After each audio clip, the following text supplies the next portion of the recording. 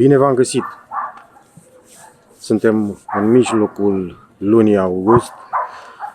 Nu am mai făcut până acum niciun clip din cauza că nu aveam despre ce să discut în mod special.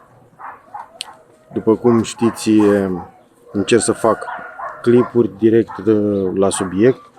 Cu ce înseamnă jurnal de livadă m-am oprit de mult, de vreo câțiva ani. M-am oprit din cauza faptului că nu interesează pe nimeni ce și cum am eu pomii în livadă. Astăzi m-am hotărât ca să fac un clip referitor la ce a însemnat tăierile în verde la momentul ăsta, după ce am tăiat după aproximativ o lună de zile, cu nerărirea fructelor, pentru că ăsta este pomul pe care mi l-a rărit mama și mai sunt câțiva pentru că eu n-am avut timp. Asta este mărimea, e caracter de soi, mai mari nu se fac, chiar dacă aș fi făcut o rărire mai dură, creșteau puțin, se măreau puțin, dar nu chiar atât de tare. Am avut soiurile Baby Gold și Royal Gold pe care i-am cules.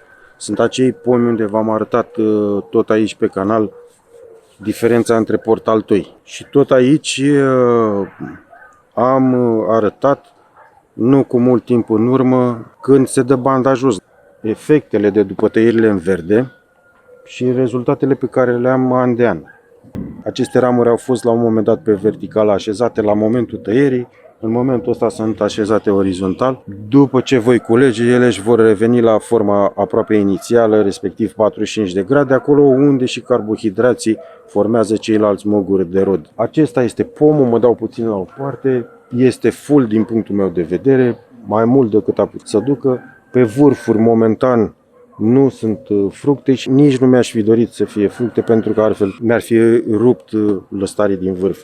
Tăierile pe care le-am făcut la acest pom în verde nu au fost pe vârfuri.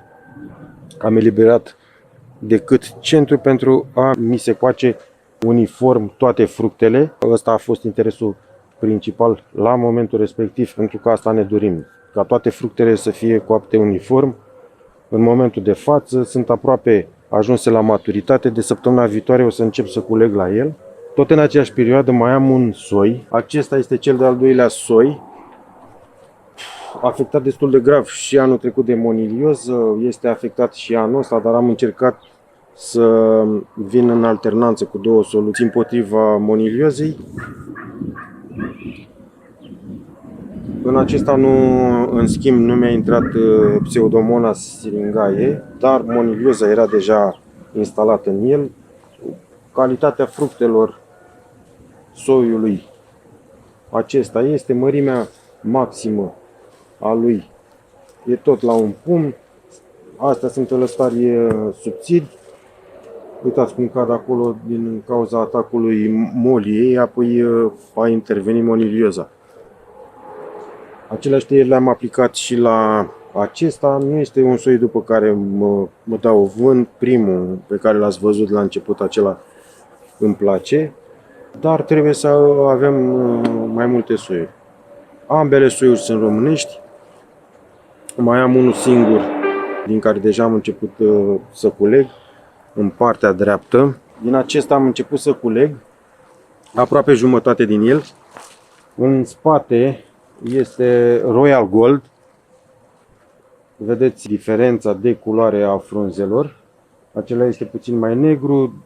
Acesta este cu 2 ani mai bătrân decât cel din spate. Iar în dreapta este un alt soi american. Și acesta ajunge la maturitate foarte mare ca și greutatea fructelor. Momentan nici măcar nu este în pârgă în momentul ăsta. Se coace după soiurile astea românești.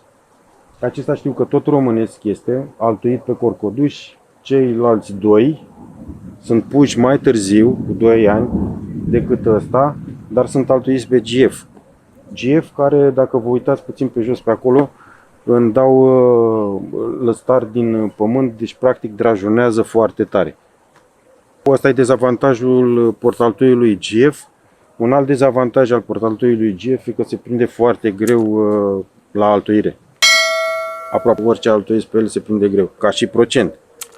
Oricâte metode și tipuri am încercat pe tipul ăsta de port altoi, e foarte greu să se prindă, dar în momentul în care se prinde, dezvoltarea este maximă. Și tot ce am în spatele acestui pom sunt altoiți pe GF. Și tot în spate acolo îmi drajonează în fiecare an. I-am lăsat de fiecare dată pentru că îi mai folosesc din când în când ca și port altoi. Așa cum v-am spus, la 5 altuiri pe acest port altoi sunt sigur doar de două prinderi. Prinderile respective mă ajută să înlocuiesc găurile pe care le mai am pe aici prin livadă. Și ca să fie ca un jurnal, haideți să vă arăt cum arată părul pe care l-am udat ca lumea cu erbicid total. Aici, pe zona asta, aveam soiul cu novembra, nu o să-l scot momentan. De asta v-am spus ceva mai devreme că încă mai altuiesc prin curte pe aici, pentru că sunt sigur că la un moment dat, sunt aproape 90% sigur că părul ăsta o să fie înlocuit. Nectarinul pe care l-am mutat din grădina cealaltă, în momentul de față, este ars și el de total. În partea asta, aici, după cum am spus eu în noiembrie, în partea cealaltă era altuit Williams, galben. Și se pare că nu prea rezistă Williams-ul pe arsura de la glifosat. Pare că e mai rezistent ăsta dacă se întâmplă un accident de genul ăsta. Pare că noiembrie este destul de rezistent. Partea asta fiind să cred că s-ar putea să scape din soiul noiembrie. Am creșterea anul ăsta foarte slabe, dar am frunză normală. Partea asta, jumătatea asta o să-și revine cu siguranță. Williams-ul se va duce. Mai am afectați încă 2 peri. Unul, cel cu 11 soiul pe care l-am filmat până acum, se pare că rezistă. Și încă unul care arată aproape la fel ca asta. E dus definitiv. În lateral acolo, chiar dacă sunt frunzele alea arse, sunt de la focul pe care l-a dat tata. Aici, la uscătura de la tăierile în verde, acela este caisul pe care am tăiat în primăvară, când am făcut diferența între mine și gospodinul Getu.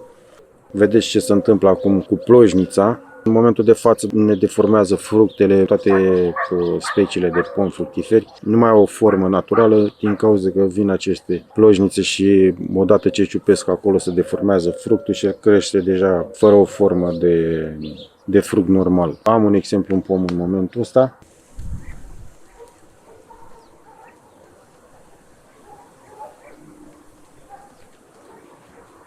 Așa arată un fruct și ăsta e puțin afectat de plojniță.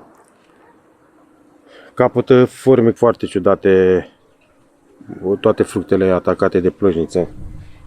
După care intervine viespea, molia și începe să se formeze acea monilioză. Dacă vreți să vedeți ce se întâmplă după altuire, am un clip în partea dreaptă.